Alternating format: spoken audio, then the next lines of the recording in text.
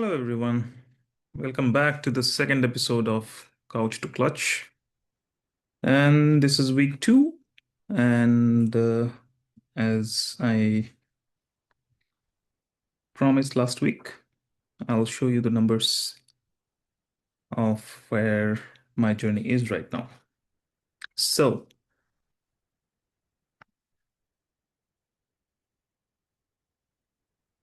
when I first started with Sunil Menon, he's my coach. He's an Ironman and he's also an Ironman coach. And I felt a special connection with Sunil just because he looked very down to earth, and I was not specifically looking for Ironman uh, as a challenge, but I was looking more towards cycling, getting better at cycling. And I had started cycling, as you can see from this tracker, in 2022 as a way to get back my health and basically getting fitter. And initially, I had just enjoyed all the rides. There was no specific structure to anything. And it went on till 2024, where there was no structure and I was not making much progress. But then came Sunil and he asked me a question when we started. And the question was about a goal. What goal do you think you're chasing? I was pretty knowledgeable by then, to be very frank. I had figured out that the North Star KPI, so there's a lot of KPIs, key performance indicators in cycling that people have misconceptions about. They calculate speed, they calculate the power that they generate, and they calculate a lot of other things. But the only North Star KPI I think is important for a beginner is power to weight ratio, which is simply the power FTP power that you can generate, the functional threshold power that you can generate for an hour, divided by your weight, and that's about it. And I had already figured out by then that a category three rider, which according to the American way of cycling, category three is a pretty good rider, and they have a FTP around 4 watts per kilogram. And initially I thought of that, but then I thought, why not, you know, uh, have a goal that is a little bit higher than that? What's the point of chasing a goal that is achievable? I want it to be a little more lofty. So then I made this whole thing, the target KPIs I thought uh, that might be achievable or might not. A little bit might be a little bit out of my reach would be 6 watts per kilogram. A world class pro is usually sitting at a lot more than 6. But I thought, yeah, if you get to 6, you'll be in a very good condition, given my uh, current reality at that point, which was nowhere near even 2 watts per kilogram. I think that was a very, very lofty goal. So then I categorized into base power to weight. So base power is more important because that's the power that you can sustain for longer hours, like 4 to 5 hours. So I categorized accordingly. So you can see here, uh, I was 90 kilograms when I started, and then this is December 2024. And there was a race in Hyderabad's HCL Cyclothon that I participated, and I was training for that 2 months of training and got to a pretty good position in that race for my age group, of course. And I had reached around 200 FTP power and 135 base power. My weight was around 90 kilos. Right now, my weight is around 87, and I think the power might be hovering something around about 220. I'm not too sure. I'm still training at 205. Uh, but we'll see that in March. So, uh, so yeah, this we will keep on tracking. What is the date achieved? We'll keep on tracking this. This is just the outcome. There are a lot of protocols that actually lead to this outcome, and that we will discuss later in later videos. That's a lot of protocols involved in that. So it will be too much for today. That's one North Star KPI to target for a cyclist. And then you have body composition targets as well, which I recently figured out is more important than the weight itself. Uh, Waist to hip ratio usually translates into body fat percentage. And right now it is sitting around 26 for me, I think, because your weighing scales don't really give you a good picture of where you are in terms of your body fat. It's uh, yeah, a DEXA scan might give you a much better, figure, the accurate figure. But when you're comparing your previous self with your current self, I think that comparison can be made from a weighing scale, which costs you nothing more than 700 to 800 rupees. So right now, I think it is at 26%. That's what ChatGPT says as well for this waist to hip ratio. So right now, I'm still around 97 centimeters around my waist, which gives a ratio of 0.96, which is not obese, but yeah, overweight. So it's not ideal. 26% body fat is a whole lot. I used to be 34%, by the way, back in 2019-20. Um, but since then, I have been able to shed some of that. But still a long way to go before my target of 14% and a waist to hip ratio of 0.83. So we'll keep on tracking this as well. Uh, Along with that, I do have a run tracker, and I'll tell you why I'm doing running. It's not because I wanted to. Now, this is training peaks weekly calendar that Sunil sets up for me, and I kind of try to stick to it. So, as you can see, last week there was the Mumbai Marathon, the Tata Mumbai Marathon that I went to participate in. And this was a half marathon. And the pace wasn't what Sunil had expected. I think I took it a little easy. It was pretty humid as well. But the thing is, this was my first half marathon. A year back in 2024 October, I wasn't able to run even 100 meters. I was very heavy and my ankles would hurt, my knees would hurt because of probably weak knees from arthritis, probably. And I had uric acid. And Sunil just said, you know what, drink more water. Because if you're working out and your concentration of uric acid goes up in your body, and it's better to just flush it out with more water. And I said, okay, that's the simplest explanation for why you have more uric acid. But still, my ankles would hurt, and I was very scared of running. And he suggested that for cross training, running is good. And I was not very positive. I was like, okay, this is going to cause me injury or something. I was not very confident at all because I couldn't run for even 100 meters, as I said at that time. And he was like, no, don't worry, just take it easy. Go easy on your first few runs, and you should be fine. And he came up with something called a rhythmic breathing, which was a very slow run, just 4 by 5 breathing technique, 4 steps with inhalation and 5 steps with exhalation. That keeps your heart rate also down. And he said, okay, take in, you didn't say anything, but I figured out that, I can take as many breaks as I want, walk breaks, of course, when I'm feeling tired in my legs. But I would say it wasn't as hard as I thought it would be. It was just a mental block, I think. And the ankles did hurt a little bit.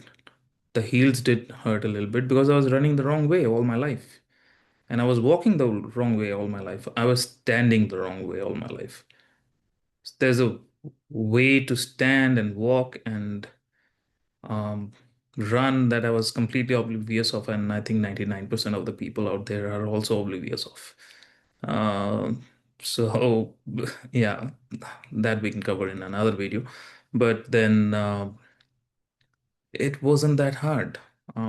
Slowly but surely, I was able to build a little bit of a stamina for running as well. And then in February of last year, there was a club run in Hyderabad, and it was 10K, and I was able to do it in 72 minutes, which was a milestone on its own because I didn't expect that I would be running 10 kilometers. Like I used to definitely took some walk breaks in between, like every 900 meters or so.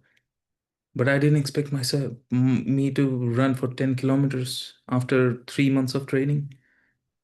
And it was incredible. It felt much better than cycling because it does give you a runner's high as well. And then I went on to do another two of those 10Ks. They didn't go too well because I didn't train that good. I was a little bit inconsistent in the middle part of the year, but and then I thought, why not go for the half marathon? And there I was in TMM doing the half marathon, and it was pretty good. I felt good. I did not compete with others because just the week before that, there was this small epiphany that I got. So I was running in my training, normal training. So before this whole half marathon, you have to go through a regime where you are running for long runs. So you can see here 12.5 kilometers, 15.5 kilometers, 17.5 kilometers.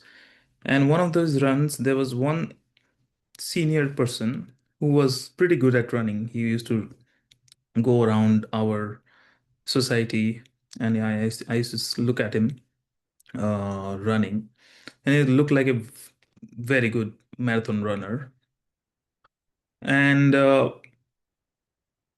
usually, when someone overtakes me while uh, cycling or running, I there is always this ego that works for any competitor. That how dare he overtake me, right? And then you go and try to overtake them, try to match their pace and all of that. But that day, something flipped in my mind. I thought, no, I'm training for a marathon. I'm not trying to compete with anyone. Why would I compete with this person? He is much senior to me and probably much better than me in this. He was probably 60 years old, but he was definitely a much better runner, I would say, because he has been doing it for such a long time. And I thought, why disrespect him by doing that? So I maintained a pace behind him when he overtook. And he was looking back a few times. I'm not sure why. Some people do look back because they want to check where the other person is. Are they challenging me or anything like that? But I think this person was just looking back because of curiosity of where I was positioned, and if I was going to overtake him, then he would give me the space to do that. But I did not. I slowed down a little bit, and I gave him the space to just carry on. And he took some other route, and I took some other route after a while. But uh, it flipped something in me. I was like, I don't have to suffer because I have to be on someone else's pace. I don't have to do that. I can go on my own pace. And then I remembered a quote from, I don't know, maybe Bhagavad Gita, that Krishna says to Arjun, श्रेष्ठ बनो श्रेष्ठ बनने की कोशिश ना करो पार्थ उत्तम बनो.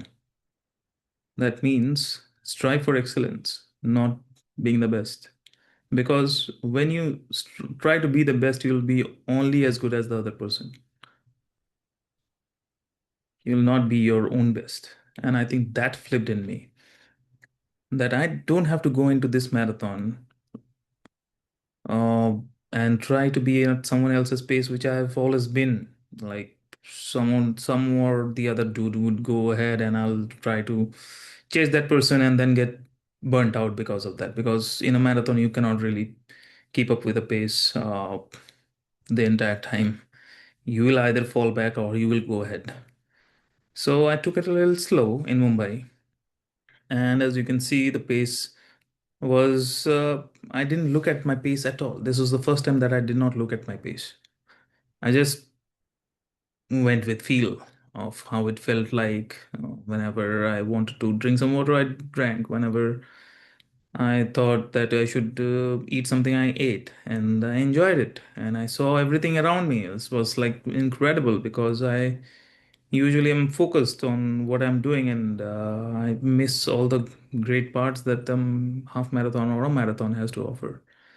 So it was a beautiful uh, night, when it started 5 a.m. in the morning. It's not really morning, it's late night in Mumbai when it's 5 a.m.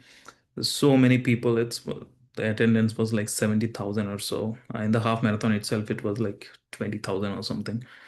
It was huge. It was a huge crowd. So many people out there. Um, and you had this whirly ceiling, beautiful roads, and then when you approach Pedder, I think it's called Pedder Street. Yeah, wherever the Antilia and the high rises are, it's a post locality. There are people with all these placards saying, "Remember why you started." And I would have missed all of that if I was in my zone. But I was enjoying. I was taking in all the energy that people had to offer, and there were great people on those streets. uh, Beautiful people who were just offering food and drinks and everything, and they were having fun, cheering us up. It was beautiful. I think Mumbai Marathon is the most beautiful marathon out there. I haven't been to a lot, but then I think the energy in Mumbai is pretty good. And there was this placard which said that, therapy would have been an option as well. So I thought it was pretty damn smart to say something like that. But anyway, a lot of philosophers on those streets of Pedar Street, uh, Pedar Road. I think it's Pedar Road. Anyway, forgive me, Mumbai curse, if I've got that wrong. Okay. Um, so yeah, it was a pleasant first half marathon that I did. It took me around 3 hours, 2 hours 58 minutes exactly to do the half marathon. The half marathon is a little bit higher, like 21.5 kilometers. That is, it was recorded, but the actual one is around 21.1. Um, the elevation was not as much as they claimed it would be, but it's all right. Who cares? The Hyderabad Marathon does have a lot of elevation, by the way. So that is coming up in August. So yeah, the target was 7:30. I took a whole minute more at 8:29, and the target was 2:41. I took like 3 hours to do the entire thing, and I enjoyed every bit of it. And I'm looking forward to the next one, um which is on 15th of February. I don't think I'll be able to get this time 2:30. Yeah, but I don't really care. I just run for fun. And this is the big one, the 50-kilometer race in Bangalore. This is amateur level, of course, road bike. So I'm preparing for this next. And as you can see, there's a lot of workouts, strength exercises, running, calf and shin exercises because I used to get shin splints and other things, part and parcel of running. Every time you run, there is a new problem that comes up. So, yeah, for that, you always have protocols that can take care of it. Then I had my anaerobic intervals today. This went pretty well, I would say. There's quite a lot of elevation in Narsapur forest where I go to cycling, and the average speed was lower because of that, 25 for 2 hours, but the normalized power was around 167 watts. Typical training day, heart rate was controlled 129, but it was an effort where you were supposed to go anaerobic for 8 intervals. And I was well above 226 in every interval. I was like around 240, I think, for 2.5 minutes. And then you have 5 minutes of break, and then you repeat it 8 times. And then you have an active zone 2 uh, at 45 minutes after this. So this one went pretty well. Tomorrow there is a cadence drill. It is supposed to make your cadence much better. So this has nothing to do with power. This is more like keep your cadence up. Cadence normally should be 90 plus, which is regarded as a good cadence. Then there's mixed intervals. The day after, I have a aerobic run as well, 12.5 kilometers, that I'll be doing probably on Sunday, and then rinse and repeat the next week. So that's the training regime that I've been following, and this is Strava. Records everything. If they say that if it didn't happen on Strava, it didn't really happen. So yeah, good to record everything on Strava as well. It gives you fitness and freshness score. Let's see how that score looks like right now. It used to tell me I have a lot of fatigue built up, but yeah, it still says a lot of fatigue is built up. Right, 67 fatigue. But anyway, um, there are other things on my Koros watch. This one that track sleep and HRV. Those are important things to track as well. HRV for sure. I'll discuss more about that next week. But that's it for this week, I guess. Mm, Keep shining. See you next week in week 3 of Couch to Clutch. I'm Rajit, and this is Diary of a Cyclist. Bye bye.